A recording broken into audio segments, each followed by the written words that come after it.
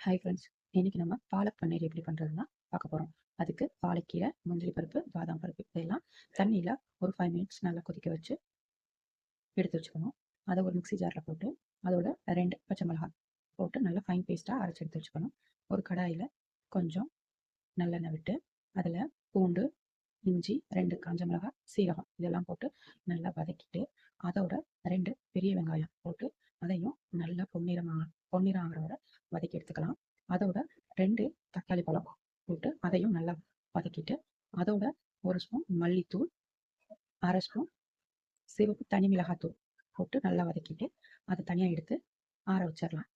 அதுக்கப்புறம் 200 கிராம் பன்னீர் எடுத்துருக்கேன். அதை ஒரு தோசை தவால கொஞ்சம் பட்டர் விட்டு நல்லா ரோஸ்ட் பண்ணி எடுத்துக்க போகிறோம்.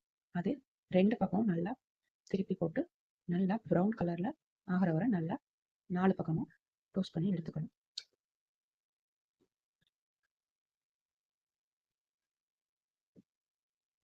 அதை நமக்கு தேவையான அளவு சின்ன சின்ன கியூபாக கட் பண்ணி தனியாக எடுத்து வச்சுக்கலாம். அப்புறம் ஒரு கடாயில் கொஞ்சம் பட்டர் விட்டு அதில் நான் பட்டை, கிராம்பு, ஏலக்காய்லாம் பொடியாக அரைச்சி வச்சுருக்கேன். அந்த பொடியை போட்டிருக்கேன். சோம்பு, அதோட நம்ம ஏற்கனவே அரைச்சி வச்ச பாலக்கீரையோட பேஸ்ட்டு அதை நல்லா ஒரு 5 மினிட்ஸ்க்கு கொதிக்க வச்சு பச்சை வாசனை போகிற வரைக்கும் நல்லா வதக்கிக்கலாம். அதுக்கப்புறம் நம்ம ஏற்கனவே அரைச்சி வச்ச வெங்காயம், தக்காளி அந்த பேஸ்ட்டையும் இந்த கீரையோடு சேர்த்து நம்ம கலந்துக்கலாம். தேவைப்பட்டால் கொஞ்சம் தண்ணியை ஊற்றிக்கலாம். நம்ம அதில் கொஞ்சம் மஞ்சத்தூள், தேவையான அளவு உப்பு இதெல்லாம் போட்டு நல்லா கிளறிக்கலாம். இது மூடி போட்டு நல்லா கொதி வர வரைக்கும் மூடி வச்சுக்கலாம்.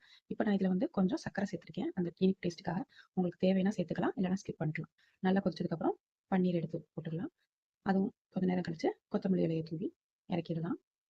கடைசியாக கொஞ்சம் வெண்ணெயை போட்டு கொஞ்சம் நேரம் மூடி வச்சிட்டோம்னா சுவையான பாலக் பன்னீர் ரெடி.